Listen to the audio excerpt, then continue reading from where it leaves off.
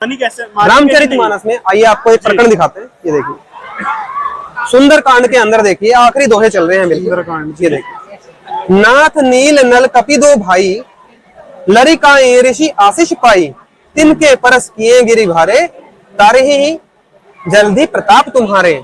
समुद्र ने कहा, अभी आपको पता ना समुद्र देव ने प्रकट होके कहा था, हे नाथ नील और नल दो वानर भाई हैं, उन्होंने लड़कपन में ऋषि से आशीर्वाद पाया था। ये देखिए नल और नील के हाथ में भी जो करामात थी जिसकी वजह से उनको आगे बुलाया गया था, वो उन्होंने आशीर्वाद पाया था ऋषि से। अब वो ऋषि कौन है इसकी जानकारी आपको कबीर सागर में मिल जाएगी कि वो ऋषि मुनिंद्र ऋषि थे और वो कबीर परमेश्वर ही प्रकट थे जो चारों युगों में लीला करते हैं। तो त्रेता युग वाली लीला में प्रकरण हो रहा था। तो उनके स्पर्श हो जाता है दोस्तों कि ये नल नील को जो है एक ऋषि के द्वारा आशीर्वाद दिया गया था। बिल्कुल उनके स्पर्श कर लेने से ही भारी भारी पहाड़ भी आपके प्रताप से समुद्र पर तैर जाएंगे। तो क्या कह रहे हैं, दंडवत गोविंद गुरु बंदो अभिजन सोए पहले भये प्रणाम तिन नमो जो आगे होए गुरु को कीजे दंडवत कोटि कोटि प्रणाम किट न जाने ब्रंग कोयों गुरु कर आप समान। सत साहेब हाथ श्रोता बंधु, आज मैं रामचरितमानस में कबीर परमेश्वर का प्रमाण है। अभी मजा आएगा ना भिड़ो। सत साहेब श्री रामचंद्र जी को हनुमान जी ने सीता जी की निशानी कंगन दिया तथा जो जो बातें माता सीता ने कही थीं वे सब बताएं। श्री रामचंद्र जी कंगन देखकर भावुक हो गए। हनुमान जी को सीने से लगाया, कहा कि हे संतजन मैं आपका एहसान कैसे चुका पाऊंगा। आपने अपना जीवन जोखिम में डालकर मेरा महा कठिन कार्य किया है। यह कंगन सीता जी का ही है। अब सभा बुलाता हूँ, आगे का कार्यक्रम तैयार करते हैं। समुद्र पर पुल बनाने का विचार किया गया। नल नील के हाथों में ऋषि मुनिंद्र के आशीर्वाद से शक्ति थी। वे अपने हाथों से जल में कोई वस्तु डाल देते तो वह डूबती नहीं थी। पत्थर, कांसी के बर्तन आदि जो भी वस्तु वे डालते वह जल पर तैरती थी। उस समय नल नील ने अभिमान करके अपनी महिमा की इच्छा से अपने गुरु ऋषि मुनिंद्र का नाम नहीं लिया, जिस कारण से उनकी वह शक्ति समाप्त हो गई। रामचंद्र जी तथा सर्व उपस्थित योद्धा हनुमान जी सहित महादुखी हुए। 3 दिन तक श्री राम घुटनों पानी में खड़ा रहा, रास्ता देने की प्रार्थना करता रहा। आप कहाँ थे ज्ञानी बाबा? परंतु समुद्र टस से मस नहीं हुआ। जब श्री राम ने लक्ष्मण से कहा कि मेरा अग्निबाण निकाल समुद्र को फूंक देता हूँ, लातों के भूत बातों से नहीं मानते, उसी समय समुद्र विप्र रूप धरकर श्री राम के सामने करभद्र होकर खड़ा हो गया। कहा कि भगवान मेरे अंदर संसार बसा है, आप पाप के भागी मत बनो। आप ऐसा करो कि सर्प भी मर जाए और लाठी भी न टूटे। आपकी सेना में नल नील नाम के 2 वानर सैनिक हैं। उनको उनके गुरु जी का आशीर्वाद है। उनके हाथों से पत्थर भी मेरे ऊपर तैर सकते हैं। गोस्वामी तुलसीदास जी ने रामचरितमानस में लिखा है, नाथ नील नल कपि दो भाई लरकाई ऋषि आय सुपाई तब नल नील से पत्थर डालकर दिखाने को कहा, तो नल नील ने अपनी महिमा चाही और गुरु को याद नहीं किया, जिस कारण से ऋषि मुनिंद्र जी ने उनकी शक्ति छीन ली। पत्थर डूब गए, समुद्र ने उनकी गलती बताई।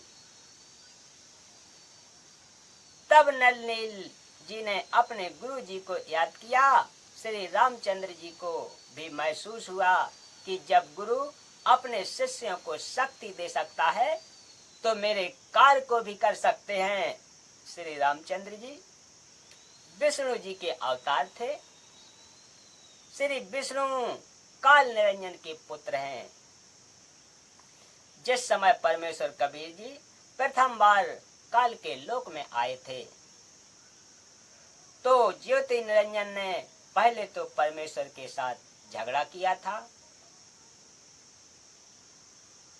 जब बस नहीं चला तो चरणों में गिरकर क्षमा याचना की और कुछ आशीर्वाद भी लिए।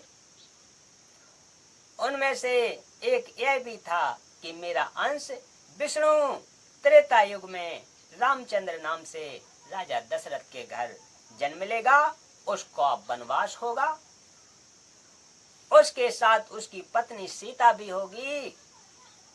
उसे एक राक्षस लंका नगरी में उठा कर ले जाएगा।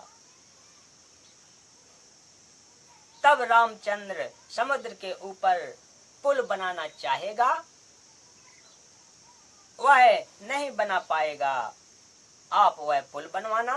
दूसरा आशीर्वाद लिया था कि द्वापर युग में वही कृष्ण रूप में जन्मेगा। मृत्यु उपरांत वह जगन्नाथ नाम से पुरी नगर में समुद्र के किनारे मंदिर बनवाएगा। समुद्र अग्नि समुद्र उसको बनने नहीं देगा। आप उस मंदिर की समुद्र से रक्षा करना। परमेश्वर कबीर जी ने कहा था कि मैं वह कार्य करूंगा। उसी वचन का पालन करने के लिए ऋषि मुनिंद्र रूप में परमेश्वर कबीर जी सेतु बंध पर प्रकट हो गए और आते आते पर्वत के चारों ओर अपनी सोटी डंडी से रेखा अंकित कर आए। नल नील ने दूर से अपने गुरुजी को पहचान लिया और कहा, हमारे गुरुजी आ गए हैं। श्री रामचंद्र ने अपनी समस्या बताई तथा विनम्र भाव से अपने कार्य की सिद्धि के लिए आशीर्वाद मांगा। परमेश्वर मुनिंद्र रूप में परमेश्वर ने कहा, नल नील ने गलती की, जिस कारण से इनकी शक्ति छीन हो गई है। मैंने सामने वाले पर्वत के चारों ओर रेखा लगाई है। उसके अंदर अंदर के पत्थर लकड़ी से भी हल्के भार के कर दिए हैं, वे डूबेंगे नहीं। हनुमान जी राम भक्त थे, उन्होंने उन पत्थरों पर राम राम लिखा और उठाकर चले और रखा तो पत्थर डूबे नहीं। नल नील शिल्पकार यानी निपुण राजमिस्त्री भी थे, जिस कारण से नल तथा नील ने पत्थरों पर राम नल तथा जिस कारण से नल तथा नील ने पत्थरों को तराश कर एक दूसरे में फंसा कर जोड़ा था। पहले श्री राम से पत्थर तेरे नहीं, नल नील भी असफल हुए। हनुमान खड़ा खड़ा राम राम ही कर रहा था, चाहता भी था कि पत्थर तैरे, परंतु सब कार्य व्यर्थ हुआ। ऋषि मुनिंद्र जी ने पत्थर हल्के किए थे, जिस कारण से पत्थर समुद्र में डूबे नहीं थे। हनुमान जी तो अपना राम राम का पाठ करने के लिए श्रद्धा से राम राम पत्थरों पर लिख रहे थे। वे तो जहां भी बैठते थे वहीं पेड़ पौधों पर राम राम लिखते रहते थे। हनुमान जी तो श्री रामचंद्र जी पुत्र दशरथ को जानते भी नहीं थे। उसके पहले भी राम राम का जाप किया करते थे। जैसा कि लोग वे दंत कथा सुनते आए हैं कि नल नील ने पत्थर तैराए थे तब पुल बना। कोई कहता कि हनुमान जी ने पत्थरों पर राम राम लिखा जिस कारण से पत्थर तैरे थे।